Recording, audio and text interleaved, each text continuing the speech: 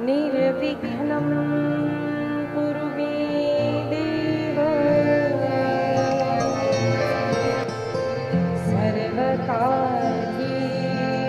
सर्वदा। वासुदेव परा वेदा वासुदेव परा मखाः वासुदेव परा योगा वासुदेव परा क्रियाः वासुदेव परं ज्ञानं वासुदेव परं तपः वासुदेव परो धर्मो वासुदेव परा गतिः। यहाँ पर भी एक ही शब्द में अर्थ कहा है कि भगवान वासुदेव। अरे तुम योग करो, किसी भी धर्म का आचरण करो, कोई भी तपश्चर्या करो, कोई भी क्रिया करो, किसी भी ज्ञान मार्ग पर जाओ, लेकिन जब तक वो भगवान वासुदेव के प्रीत्यर्थ नहीं होता ना, तब तक सब वृथा है। एक ही धर्म है मनुष्य मात्र का, भगवान की प्रीति। भगवान की जिसमें प्रीति नहीं, वो हमें कार्य नहीं करना चाहिए। देव जोडेल तर अधर्म ही करावा, असं जे सांगितलंय ना, उसका अर्थ क्या है? कभी कभार व्यक्ति को भ्रम हो जाता है कि ये करे या ना करे, क्या करना चाहिए क्या नहीं करना चाहिए। अगर समझ में नहीं आए ना, बस एक बात, एकदम सरल बात मैं कहती हूँ कि ये चिंतन करो कि भगवान को मेरी किस क्रिया से प्रसन्नता, भगवान कैसे प्रसन्न होंगे, यही परम धर्म है। लेकिन आज हम धर्म की व्याख्या क्या करते हैं? लोगों को धर्म यानी लगता है रिलीजियन, है ना? हमें लगता है हमारा धर्म क्या है? भाई हम तो हिंदू हैं, हम तो मुसलमान हैं, हम क्रिश्चियन हैं, हम जैन हैं।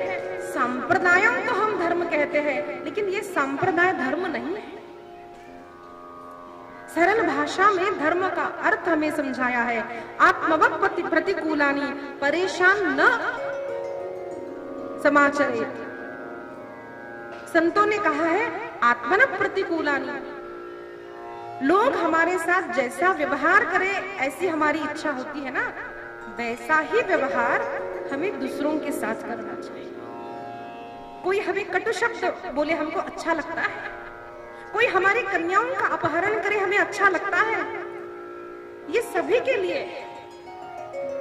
इसीलिए तो मैं कहती हूँ ऐसा खुदा ही खुदा क्या है जो कहे कि पर स्त्रियों का तुम हरण करो, पर स्त्रियों का नाश करो, तब तुम्हें खुदा मिले।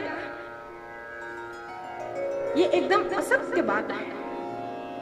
अगर वो खुदा है, अगर वो परमात्मा है, तो वो कभी नहीं चाहेगा कि किसी भी जीवात्मा को किसी भी प्रकार की परेशानी।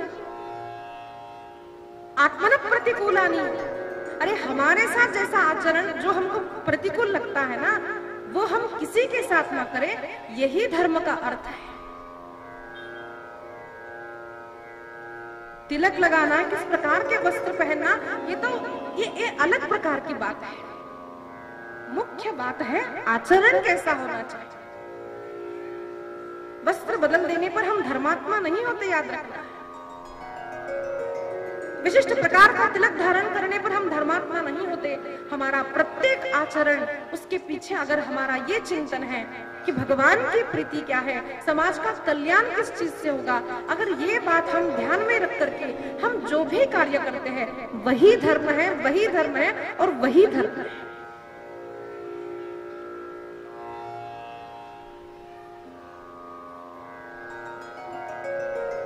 वासुदेव परा योगा। जिस प्रकार से एक लड़का अगर किसी लड़की से प्रेम करता है तो कैसा भाव होता है? उसको अगर लाल रंग पसंद हो ना, लेकिन अपनी प्रिया को पसंद नहीं, वो तो सफेद पसंद करती है, तो उसको भी लाल रंग अब पसंद नहीं आता, वो अपनी प्रियतमा के रंग में रंग जाता है। अपने प्रियतम को जो पसंद है उसी तरह प्रियतम सजना चाहती है। यही भाव एक भक्त का होता है। जैसे पतिव्रता नारी अपने पति से प्रेम करती है, उसी प्रकार से भक्त भगवान को क्या अच्छा लगता है, भगवान को क्या अच्छा लगता है, मेरे भगवान किससे रिझ जाएंगे, ये बार बार सोच समझ करके अपना हर कार्य करता है। वही भक्ति है, वही तो धर्म है।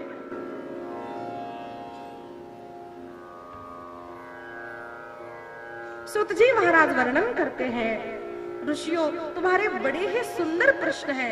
तीसरा प्रश्न किया है, भगवान का अवतार क्यों हुआ? क्यों होता है भगवान का अवतार? भगवान श्री राम का अवतार क्यों हुआ? भगवान श्री राम, भगवान श्री कृष्ण भगवंताचे अनेक अवतार का होतात? भगवान सांगतात, परित्राणाय साधूनां नंतर विनाशाय च दुष्कृतां धर्म संस्थापनार्थाय संभवामि युगे युगे।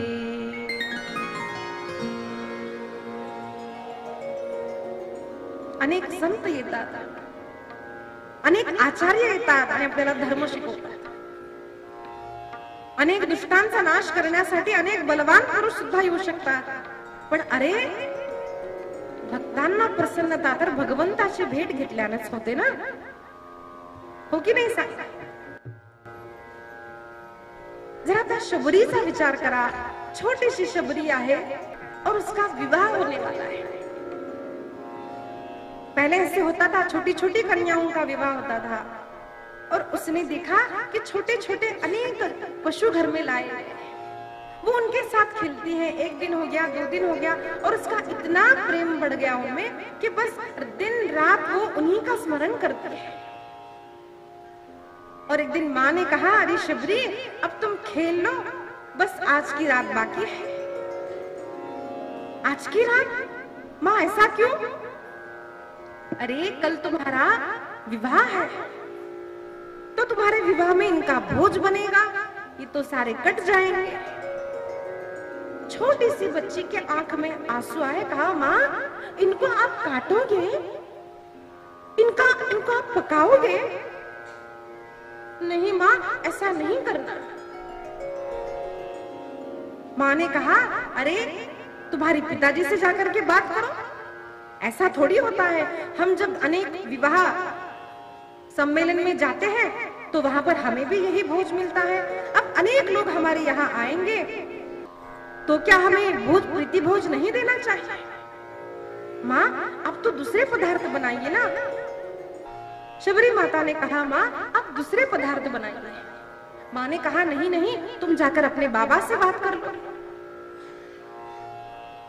छोटी शबरी क्या बात करे, डर गई, रो रही है और उसने विचार किया, अरे मैं बाबा से बात नहीं कर सकती, माँ तो मानती ही नहीं, और अगर मेरा विवाह हुआ तो ये तो सारे कट जाएंगे। इस विचार से छोटी सी शबरी घर से भाग गई। कोई पकड़े नहीं, इसीलिए दिन के समय प्रार्थना करती है। बार बार भक्त जब प्रार्थना करते हैं ना कि कन्हैया कभी तो मेरे द्वार पर आओ, कन्हैया कभी तो मुझे दर्शन दो, कन्हैया कभी तो मेरे पास आओ। मेरी भी बिगड़ी बना जाना, आ जाना, मेरा भी माँ मेरा भी माँ चुरा जाना। एक दिन मेरे घर आ जाना, आ जाना, मेरा भी माँ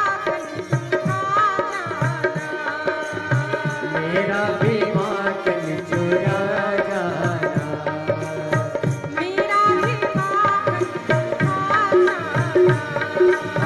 मेरा भी माँ चुरा जाना, मेरा भी माँ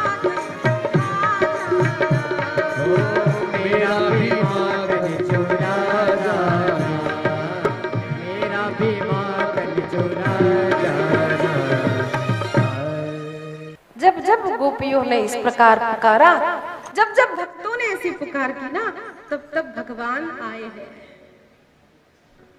इसलिए भगवत गीता में भगवान पहले कहते हैं, मैं क्यों आता हूं?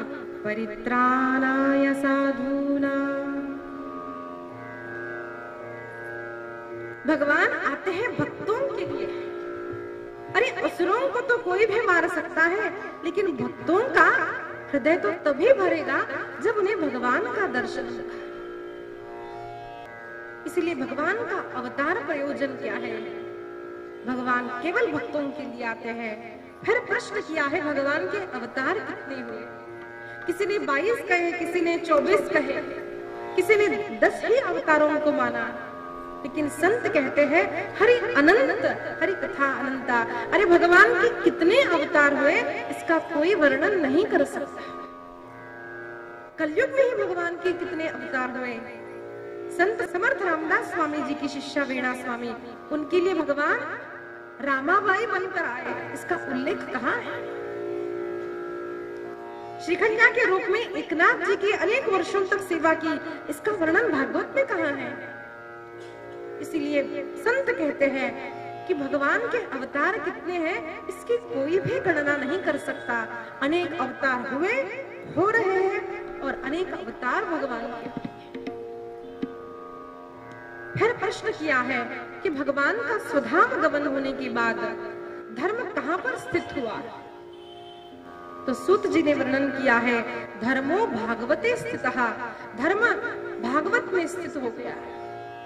जब भगवान श्री कृष्ण अपने स्वधाम को गमन करते हैं तो ऐसा वर्णन आया है कि भगवान ने अपनी संपूर्ण शक्ति श्रीमद् भागवत ग्रंथ में रखी है। उसके पश्चात जो श्रीमद् भागवत की कथा हुई, यह सब उल्लेख स्कंद पुराण में भी आता है। सुंदर प्रश्नों के उत्तर दिए, फिर सुंदर चरित्र आता है। महाराज यह हमें बताइए कि इस ग्रंथ की रचना किसने की और कब की? तब सूत जी महाराज ने व्यास जी का चरित्र वर्णन किया। व्यास जी महाराज सरस्वती नदी के किनारे बैठे हैं। एक ही वेद है, वेद अपौरुषेय है, वेद लिखा नहीं गया है। उस वेद को पुरातन काल में एक ही व्यक्ति संपूर्ण वेद कंठस्थ कर सकता था, लेकिन कलयुग के मनुष्यों में इतनी शक्ति नहीं होगी, इसलिए एक ही वेद के 4 विभाग कर दिए। आम्ही ऋग्वेदी, आम्ही यजुर्वेदी, आम्ही अथर्ववेदी, असं आम्ही ऋग्वेदी हो, आम्ही यजुर्वेदी हो, असं थोडं कुठं तरी ना असतच। हमको लगता है हम वो, लेकिन बात समझने की ये है कि वेद एक ही है। एक ही वेद को एक व्यक्ति कंठस्थ नहीं कर सकता, इसलिए कलयुग के लोगों को ध्यान में रखते हुए व्यास जी ने उसके 4 विभाग कर दिए। इसका अर्थ ये नहीं होता कि एक वेद से दूसरा वेद अलग है। सभी में धर्म अधर्म का वर्णन किया है अलग पद्धति से। कदाचित स्वर की शैली अलग हो, लेकिन सभी मंत्रों में वर्णन केवल भगवान का ही किया है और मानव मात्र के लिए धर्म अधर्म का प्रतिपादन वेदों में वर्णन आया है। परसों हमारे गुरुजी आए थे, स्वामी श्री गोविंद देव गिरि जी महाराज, तो उनको किसी ने प्रश्न किया, महाराज जी क्या ऋग्वेदी और यजुर्वेदी इन दोनों में विवाह संबंध हो सकता है? वैसे तो हमें जब चलता है साथ बैठेंगे, लेकिन विवाह आया नहीं हो, आम्ही यजुर्वेदी, आम्ही नो ऋग्वेदी, आम्हाला चालत नहीं। तो गुरुजी का ये उत्तर था। गुरुजी ने इतना तक कहा कि अगर विवाह करना हो तो महाराष्ट्र के ब्राह्मण अगर आपको, तो तेलुगु ब्राह्मण के साथ, केरल के ब्राह्मण के साथ भी विवाह हो सकता है। भाषा मात्र, प्रांत बदलने से हमारी भाषा बदली है, लेकिन सभी ब्राह्मण एक ही है। समझ ले, भेद हमारी बुद्धि में है। व्यास जी ने वेदों को 4 विभाग किए वेदों के। उसके पश्चात उन वेदों को सरल रीति से लोग समझे, इसलिए पुराणों का वर्णन लिखान किया। पुराण यानी वेदों के जो सूत्र है वो कथा में, कथा रूप में हमको समझाने के लिए पुराणों का प्राकट्य हुआ। उपनिषद आए, वेदांत आया, फिर व्यास जी ने अत्यंत बड़ा ग्रंथ 1,00,000 श्लोकों का महाभारत इसकी रचना की है, जिसमें धर्म अर्थ काम मोक्ष का प्रतिपादन किया है। इतना सब करने के पश्चात भी उन्हें ऐसा लगता था कि कुछ तो रह गया है। मन अशांत था। नदी के किनारे अपने आश्रम में बैठे थे और तभी नारायण नारायण करते हुए श्री नारद जी महाराज वहां पर आए। नारद जी को देखते ही उन्होंने प्रणाम किया। नारद जी ने व्यास जी को प्रणाम किया। नारायण नारायण हम जब विविध प्रकार के चित्रपट में हम लोग देखते हैं सिनेमा में, तो हमको लगता है नारद म्हणजे भांडण लावणारा है। नारद यानी झगड़ा कराने वाला। कोई झगड़ा कराता हो ना घर में, तो हम लोग बोलते ये तो नारद मुनि है ना। लेकिन नारद मुनि ऐसे नहीं है। नारद मुनि जैसा परम श्रेष्ठ महात्मा ऋषि कोई भी नहीं है। पद्म पुराण अंतर्गत वर्णन आता है, जयति जगति मायां यस्य कायाधवस्ति वचन रचनमेकं केवलं चाकलय्य ध्रुवपदिमपि यातु यत्कृपातो ध्रुवोऽयं सकल कुशल पात्रं ब्रह्मपुत्रं नतास्मि। उस ब्रह्मपुत्र को मैं नमन करती हूँ। इस प्रकार भक्ति महारानी ने नारद महर्षि की स्तुति करते हुए कहा, महाराज आप ही की कृपा से राक्षस योनि में जन्मा हुआ प्रहलाद को नरसिंह भगवान का दर्शन हुआ, ध्रुव को ध्रुव पद प्राप्त हुआ। और आज भी अनेक संत ऐसा अनुभव करते हैं कि जिसने जिसने अत्यंत श्रद्धा से भगवान की भक्ति आरंभ की है, साधना करते हैं, उन्हें कभी न कभी नारद जी महाराज का दर्शन आज भी होता है। उन्हीं की कृपा से आज भक्ति महारानी वैष्णवों के हृदय में स्थापित है। इसलिए इस तरह से अवहेलना नहीं करनी चाहिए। परम श्रेय करने वाले हमारे ऋषि मुनि संत परम वैष्णव श्री नारद जी महाराज है।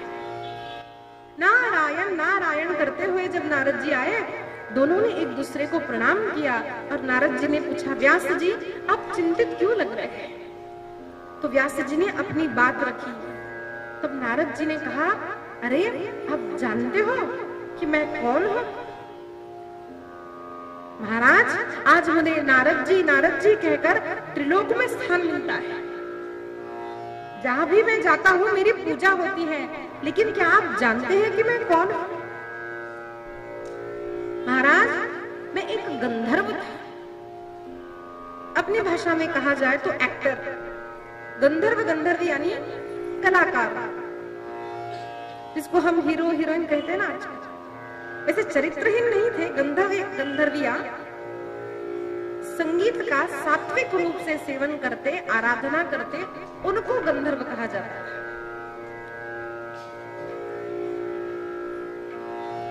आजकल हम भले ही गंधर्व अवार्ड दे दें या उनको गंधर्व कहे, वो गंधर्व नहीं हो जाते।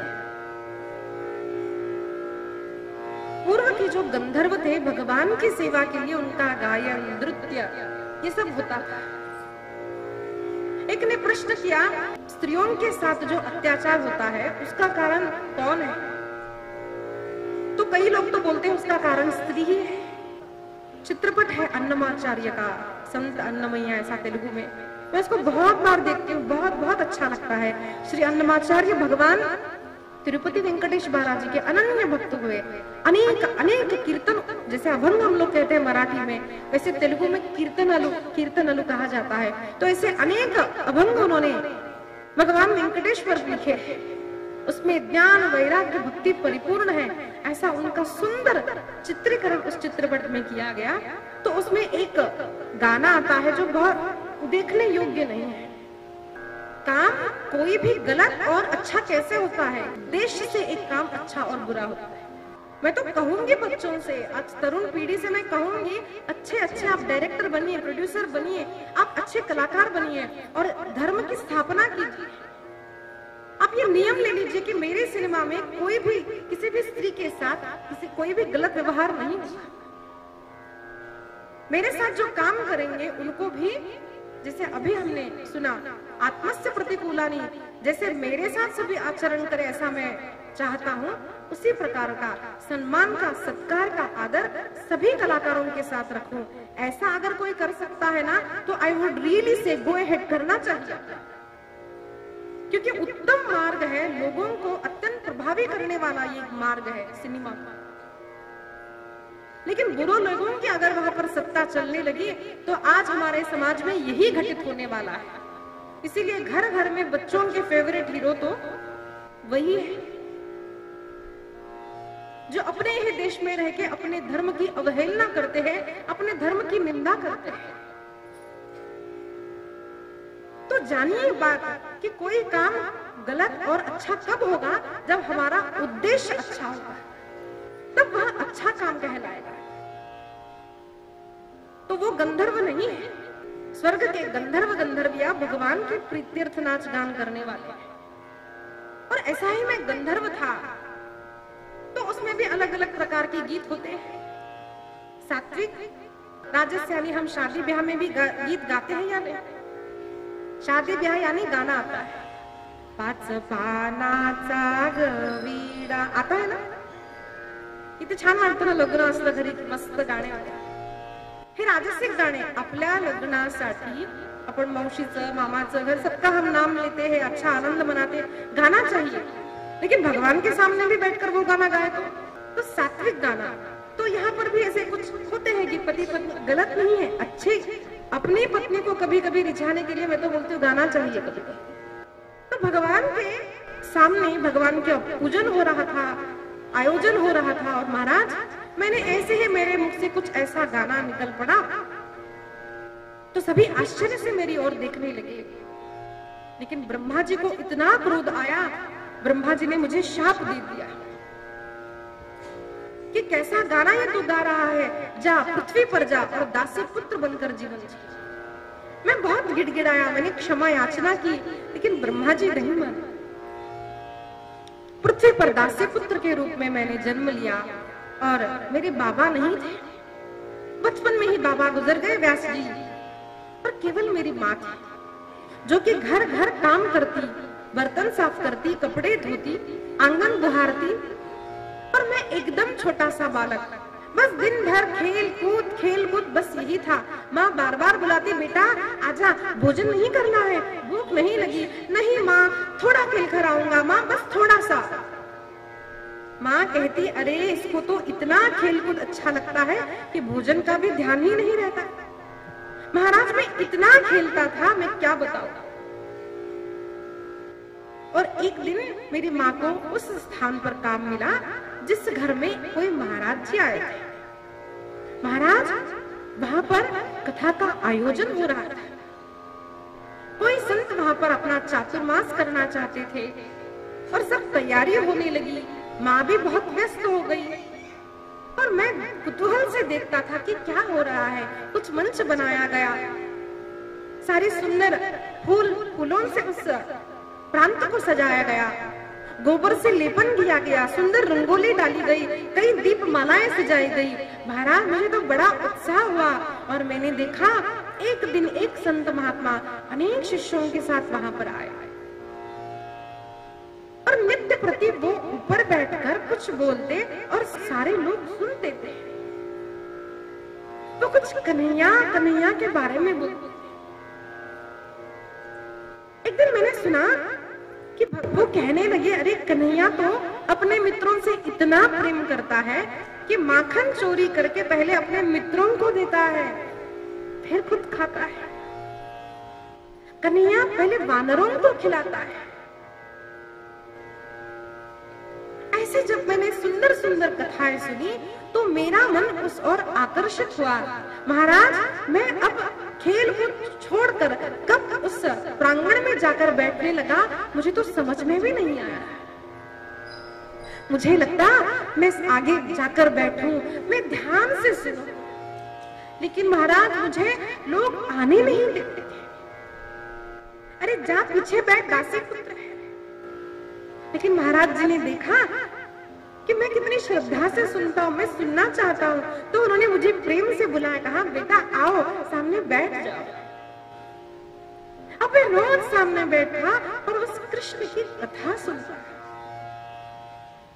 व्यास जी धीरे धीरे धीरे धीरे ऐसा हुआ, अब मुझे भोजन नहीं याद आता, अब मुझे खेलना अच्छा नहीं लगता, मैं तो बार बार कन्हैया कन्हैया कन्हैया का ही चिंतन करते हैं। रोज ध्यान से कथा सुनता, रोज सोचता मुझे कन्हैया कब मिलेगा, कब मुझे उसका दर्शन होगा। और महाराज 1 दिन 2 दिन 10 दिन 15 दिन इस तरह से संपूर्ण चातुर्मास परिपूर्ण हो गया। और मैंने चहल पहल देखी और लोगों की बातें सुनी। लोग कहने लगे, अरे अब तो महाराज जी कल चले जाएंगे, अब तो महाराज जी कल चले जाएंगे। और अनेक लोग अनेक प्रश्न करने लगे।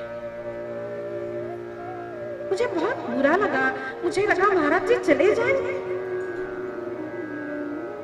अब कौन मुझे कन्हैया की कथा सुनाएगा। लोग तो जाते हैं, कुछ कुछ पूछते हैं। मैं इतना छोटा था, मुझे समझ में भी नहीं आया कि क्या पूछना चाहिए। महाराज मैं पास में गया और बड़ी धैर्य करके महाराज जी से पूछा, महाराज वो अब जो कन्हैया की कथा करते हैं ना, वो कन्हैया का गांव कहाँ है? क्यों रे महाराज, मैं उससे मिलना चाहता हूँ, मैं उससे मैत्री करना चाहता हूँ। तो महाराज जी के आंख में अश्रु आ गए। तो उससे मिलना चाहता है? हाँ महाराज, बोलिए ना उसका गांव कहाँ है? और महाराज जी ने कहा, अरे उसके गांव जाने की आवश्यकता नहीं है, बस प्रेम से जो कृष्ण कृष्ण कृष्ण कहता है ना, उसके हृदय में, उसके सामने, उसके घर में वो कन्हैया आ जाता है। अच्छा तो क्या बोलना चाहिए?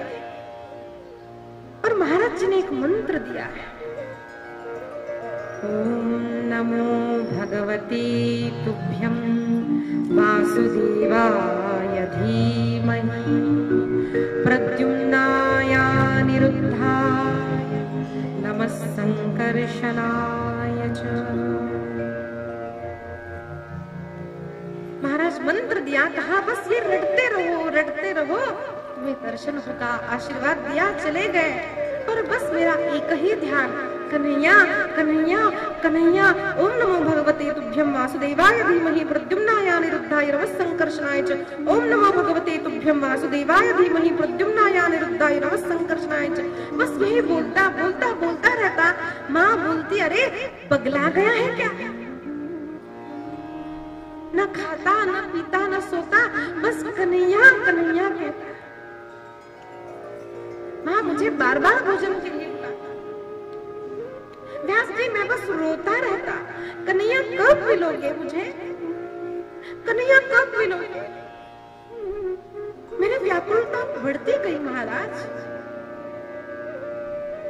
एक दिन ऐसा हुआ कि माँ गायों की सेवा कर रही थी और एकदम से चीख हमने सुनी। सब दौड़ कर गए तो देखा माँ का देहांत हो गया, माँ मर गई। और सब लोग बोलने लगे, अरे बेचारा बालक अनाथ हो गया, अरे बेचारा बालक अनाथ हो गया। और मैंने सोचा, मैं अनाथ नहीं, अरे मैं तो सनाथ हूँ। अरे जिसने भगवान की शरण ग्रहण की है वो अनाथ कैसे हो सकता है? सच्चा सनाथ तो मैं हूँ। भले हम समझते हैं हमारे माता पिता, हमारा धन, हमारी संपत्ति, हमारा पति, हमारी पत्नी हमारा रक्षण करेंगे, लेकिन हमने आज कोरोना काल में देखा है, मैं मेरा कहने वाला संपूर्ण परिवार चला गया और व्यक्ति हतबल रह गया, कुछ नहीं कर पाया। शक्ति काम आई, धन काम आया, सत्ता काम आई, विद्या काम आई, कुछ नहीं, सब चला गया। इसलिए ऐसा मत समझना कि मेरा परिवार है तो मैं सनात हूँ। अरे सच्चा सनात वही है वो जो भले ही ब्रह्मचारी हो, जो भले ही सन्यासी हो, जिसका भले परिवार हो या अथवा ना हो, जिसके सिर पर सद्गुरुदेव का हाथ है, जिसके सर पर भगवान का हाथ है ना, वही सच्चा सनातन है।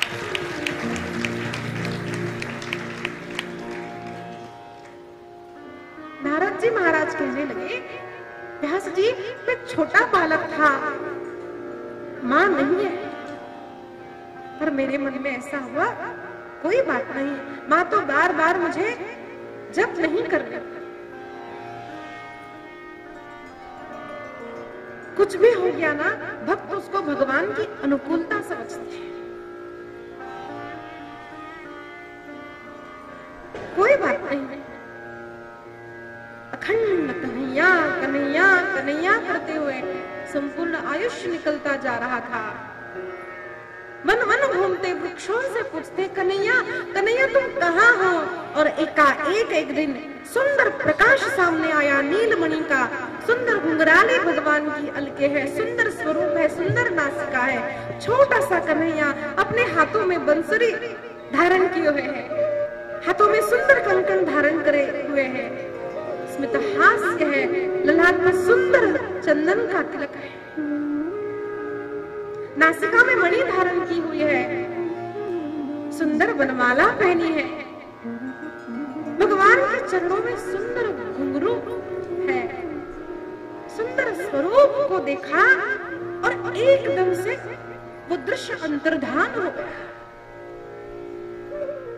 कन्हैया कहते हैं अंतर्धान हो गया, महाराज मैं व्याकुल हो गया, कन्हैया तुम कहाँ हो? अरे कन्हैया तुम कहाँ गए? और मैं पगला गया महाराज, मैं रोने लगा, ऐसा लगा कि बस अब प्राण चले जाए। और एकाएक आकाशवाणी सुनाई दी, अरे तेरे इतने पुण्य कर्म नहीं कि तुझे मेरा दर्शन हो, लेकिन तेरे सद्गुरु की कृपा से मैंने तुझे दर्शन दिया है, पर चिंता मत कर, अखंड साधन करता रहे, अगले जन्म में तो सदैव मेरे साथ ही रहेगा, सदैव मेरे पास ही रहेगा। भगवान का दर्शन होने के पश्चात भी प्रलय काल तक इस जीव ने अखंड कन्हैया कन्हैया कन्हैया कन्हैया कहने के बाद प्रलय हुआ, ब्रह्मा जी की नासिका में अंदर प्रवेश किया। उसके बाद जब पुनः सृष्टि की उत्पत्ति हुई, तब ब्रह्मा जी से मानस पुत्र के रूप में मैं नारद के रूप में प्रकट हो गया। महाराज आज जो मेरी पूजा होती है ना, वो मैं सत्य में नहीं था, मैं तो गंधर्व था, मैं दासी पुत्र था, लेकिन महाराज आज मेरी जो पूजा होती है ना सर्वत्र, वो केवल भगवान की कृपा से, वो कृष्ण कथा से हुई है। उस कन्हैया की कथा सुनकर मेरा अंतःकरण शुद्ध हो गया, मेरे पापों का नाश हो गया, मेरी पाप बुद्धि का नाश हो गया, पुण्यों को भोगने की इच्छा का नाश हो गया, सुख भोगने की इच्छा का नाश हो गया। महाराज केवल कृष्ण कृष्ण कृष्ण रह गए। और तब मैं नारद हुआ, जब मैं था तो तू नहीं, जब मैं था तो तू नहीं, प्रेम गली अति साकरी, तामे दो न समाई। मैं भी रहूंगा तुम भी रहोगे, ऐसा नहीं चलता है। जब मैं का विलीन हो जाता है, तब केवल वो रहता है, उसी को प्रेम कहते हैं, उसी को भक्ति कहते हैं। और नारद जी ने कहा, महाराज आपने धर्म अर्थ काम मोक्ष का खूब वर्णन किया, वेद वेदांत का वर्णन किया, माया ब्रह्म का निरूपण किया, लेकिन आपने प्रेम से कृष्ण कथा नहीं की। देखिए शास्त्रों का वर्णन करने अभ्यास करते समय वेद का वेदांत का अपना महत्व है, व्याकरण का महत्व है, हम अमान्य नहीं करते। लेकिन संत श्री डोंगरे जी महाराज कहते हैं कि अभ्यास से जो ज्ञान प्राप्त होता है ना, वो कदाचित अभ्यास जब हम रोक देते हैं तो उसको हम भूल जाते हैं, उसका विस्मरण हो जाता है। लेकिन जो ज्ञान भक्ति से प्रकट होता है, जो ज्ञान सद्गुरु की कृपा से प्रकट होता है ना, उसका कभी विलीन नहीं होता, उसका अंत नहीं होता, और वो ज्ञान केवल भक्ति से ही मिलता है। इसलिए ग्रंथ के विवेचन में, ग्रंथ के श्रवण में जीवन में मुख्य विषय हमारा कृष्ण भक्ति ही होना चाहिए। एकनाथ जी महाराज बड़ी श्रद्धा से विठ्ठल विठ्ठल विठ्ठल कहते थे। भावार्थ रामायण की रचना की है, सुंदर अभंगों की रचना की, तो उनका ही पुत्र उनको कहता, बाबा अरे अब तो टाल को क्या, बस ताल बजाते रहते हो, विठ्ठल विठ्ठल करते रहते हो, जरा माया का निरूपण करो, जरा ब्रह्म का निरूपण करो। लेकिन कलयुग के संतों ने हमें वर्णन किया, अरे ये सब नहीं, केवल कृष्ण प्रेम करो और कृष्ण प्रेम ही बांटते रहो। कृष्ण प्रेम में सब कुछ है, कृष्ण प्रेम में ज्ञान है, कृष्ण प्रेम में वेदांत है, सब कुछ कृष्ण प्रेम में ही आता है। आप ऐसे ग्रंथ की रचना कीजिए जिसमें कृष्ण प्रेम प्रधान हो। और चतुश्लोकी भागवत का वर्णन किया। यहाँ वर्णन आता है कि उत्तम पुस्तक कौन सा है। हमारे घर में कौन से ग्रंथ रखें, इसका विचार करना चाहिए। कितने लोगों के घर में भागवत है, कितने लोगों के घर में रामायण है, रामायण हो या रामचरितमानस। जिस घर में धर्म का चिंतन होता है, विचार होता है, धर्म ग्रंथ होते हैं, उसी के घर में तो धर्म रहेगा। मेरे गुरुदेव कहते हैं कि घर में पुस्तक ग्रंथों का होना आवश्यक है। एक म्हणा है, मिस मिली बट बाय बुक। एका वेळेस जेवू नका तुम्ही, पण घरामध्ये सद्ग्रंथ आणून ठेवा। कोई बात नहीं, एक बार भोजन नहीं किया तो हम मर नहीं जाएंगे, लेकिन एक ग्रंथ घर में लाओ। महाभारत घर में होनी चाहिए, श्रीमद् भागवत घर में होनी चाहिए। ठीक सुना, महाभारत घर में होनी चाहिए। जय नाम ग्रंथ, उसका नाम, उस ग्रंथ का नाम जय है। जिसने हमने कल सुना, जिसने उसका श्रवण किया, मनन किया, चिंतन किया, उसके अपने अपने क्षेत्र में उसको सक्सेस मिलेगी। Secrets of success are there in Mahabharata. चाबी येते सक्सेसची, म्हणून महाभारत घरी आवर्जून ठेवा। घर में भागवत रखिए, गाथा रखिए, दासबोध रखिए, ज्ञानेश्वरी रखिए। पढ़े तो बहुत ही अच्छी बात है, लेकिन पढ़ना भी ना हो कि कम से कम घर में इन ग्रंथों को सामने रखिए तो सही। पता नहीं कब घर का बेटा, पोता, बहू कोई झट से उठा ले और एक शब्द पढ़ ले और संपूर्ण जीवन बदल जाए।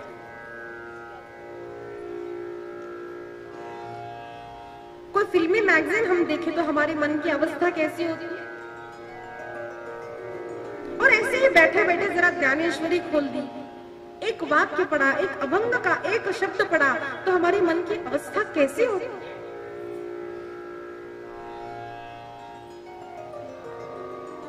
इसलिए अच्छा पुस्तक कौन सा है। अब बच्चों से पूछा जाए तो बच्चे कहेंगे जिस पुस्तिका में कलरफुल चित्र है, अच्छे रंग बिरंगे चित्र है, वो हमको अच्छी लगती है।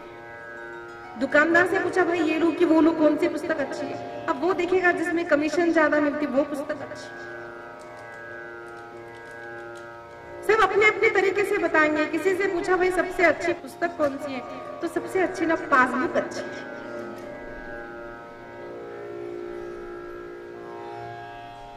सबसे अच्छी पुस्तक कौन सी है कैसे जाने, जिसका स्मरण करने से, जिसको पढ़ने से तद्वाद विसर्गो जनथाग विप्लवः, जिस पुस्तक को पढ़ने से हमारे मन की शुद्धि होती है। अघ विप्लवः, अघ यानी पाप, पापों का नाश होता है, पाप बुद्धि का नाश होता है, पुण्य करने की प्रेरणा प्राप्त होती है। वैसा ग्रंथ, वैसा पुस्तक ही सबसे श्रेष्ठ पुस्तक है। इसलिए ऐसे पुस्तकों को अपने घर में रखिए। मैं अपनी बात बार बार अपनी कथा करने के लिए नहीं कह रही हूं, मुझे बार बार अपना जीवन याद आता है।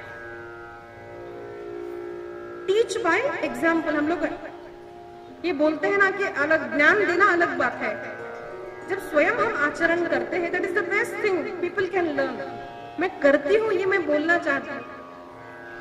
हमारे घर में जो भी ग्रंथ है अभी तो बहुत है, लेकिन जो भी ग्रंथ हमारे घर में आए उसका एकमात्र कारण मेरे पिताजी है।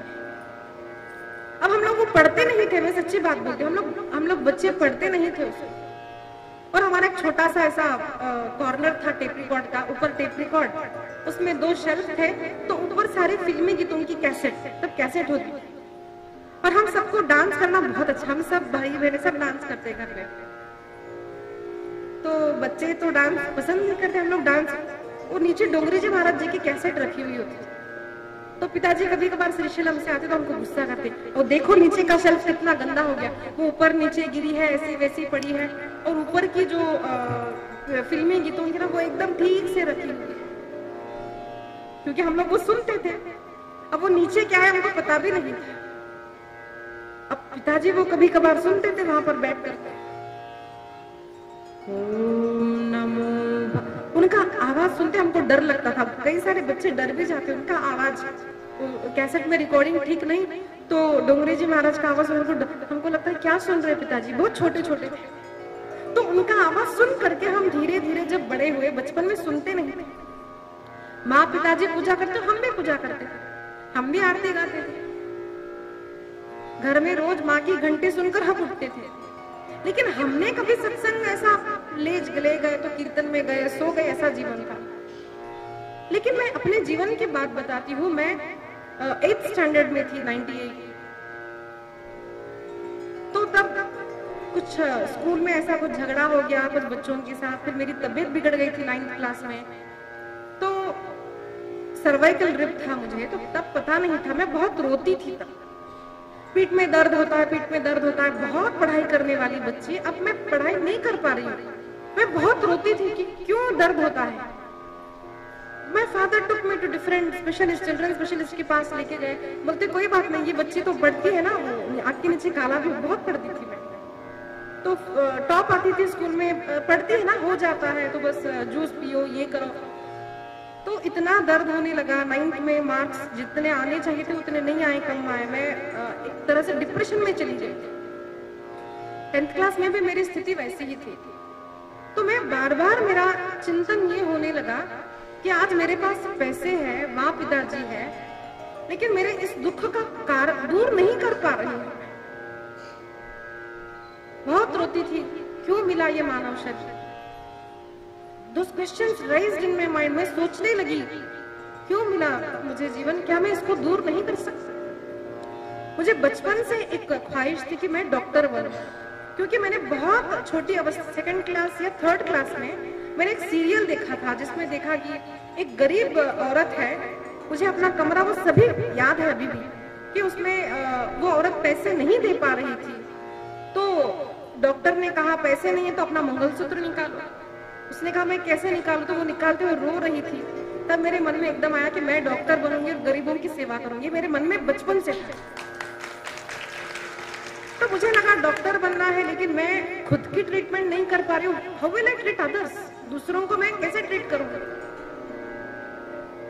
तो तब मैंने धीरे धीरे पुस्तकों को पढ़ना, घर में जो पुस्तकें थी, सुख को कैसे प्राप्त करें, सच्चा सुख कहाँ है, ऐसे गीता प्रेस की पुस्तकें, सुख, I was searching for happiness. सब कुछ है, देखने के लिए बड़ा घर है, माता पिता है, देखने के लिए सो कॉल्ड ब्यूटीफुल बॉडी है, पर दर्द है, इतना दर्द में सहन नहीं। तब मैंने पुस्तकें जो निकाली, तब मेरे जीवन में अध्यात्म का चिंतन आरंभ हुआ। How could I do that, क्योंकि घर में पुस्तकें उपलब्ध थी। तब से मैंने जो डोंगरे जी महाराज की कैसेट सुनी, इतना परिणाम मेरे मन पर हुआ कि मेरे मन से वो डॉक्टर बनने का भूत निकल गया, बस कुछ नहीं। अब जीवन तो केवल कृष्ण को ही समर्पित करना है, जो सच्चे दुख को दूर करने वाला है। इतनी शांति मुझे उस कथा से प्राप्त होने लगी, धीरे धीरे धीरे अब लगा बस कृष्ण को ही प्राप्त करना। How could that happen, because घर में पुस्तकें पहले से थी, उनको पढ़ा, धीरे धीरे जीवन बदलने लगा। पाप क्या है, पुण्य क्या है, गुरुजी के पास जाने लगी तो इतनी बड़ी पर्चियां निकल जाती, धर्म क्या है, राम कौन है, फिर कहा दैट क्वेश्चंस राइज्ड। मैं क्यों बोल रही हूँ ये, मैं अपने विषय में नहीं, ये अपने बच्चों के साथ तब होगा जब आपके घर में ये पुस्तकें रखी जाएगी, जब अपने घर में सत्संग होगा, जब आप उन्हें सत्संग ले जाएंगे, देन क्वेश्चन से ही आंसर मिलता है। प्रश्न नहीं तो उत्तर नहीं, प्रश्न नहीं तो ग्रंथ नहीं, प्रश्नों का उत्तर ही ग्रंथ है। So let the questions rise. अपने बच्चों को ये प्रश्न आने दीजिए। मैं हर दिन ये बोलूंगी, युवा बच्चों को लेके आइए, छोटे बच्चों को लेके आइए, उनको सुनने दीजिए। तो ये जीवन में परिवर्तन अच्छे पुस्तकों से होता है। हम जो कहते हैं सत्संग करना चाहिए, सत्संग कितने प्रकार का होता है? अच्छे लोगों का संग। अब बार बार तो हमारे गांव में संत आएंगे, घर पर आएंगे, ऐसा नहीं होगा। सभी घर वाले या अथवा बाहर के मित्र अच्छे ही होंगे, ऐसा नहीं होगा। तो सबसे बेस्ट सत्संग कहा गया है ग्रंथों का। बेस्ट बुक्स, सुबह हो, रात हो, शाम हो, घर में हो, बाहर हो, जहां बैठे हो अच्छा पुस्तक निकाला और एकदम मन को शांति मिली। इतना अच्छा अब हमारा मित्र दूसरा कोई नहीं है जितने पुस्तकें हैं। इसीलिए मैं क्यों कह रही हूँ इतना बार बार कि आज ही आप ये निर्णय लें कि कल तक सारी पुस्तकें मेरे घर में आनी चाहिए, कि घर में सदग्रंथों का होना आवश्यक है। अस्तु। तो नारद जी ने जैसे ही कहा, व्यास जी महाराज ध्यान में चले गए और नारद जी आगे तक गए तब उनका ध्यान टूटा और उन्होंने देखा नारायण नारायण करते हुए नारद जी चले गए। तब उन्होंने चतुश्लोकी भागवत का ध्यान करते हुए समाधि भाषा में सोचा नहीं यहाँ क्या लिखूं, वहां क्या लिखूं, ये शब्द ऐसा नहीं है। समाधि में बैठ गए, भगवान का चिंतन करने लगे और जैसा जैसा जो दिखने लगा वो सभी जो रचना हुई है वही श्रीमद् भागवत है।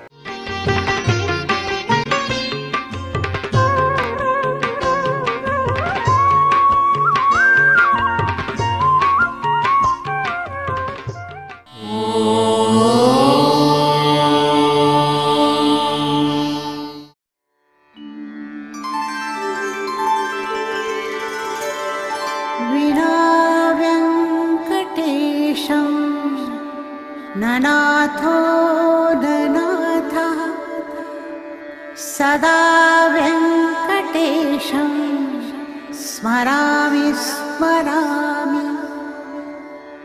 हरे वेङ्कटेश प्रसीद प्रसीद। प्रियं वेङ्कटेश प्रयच्छ प्रयच्छ।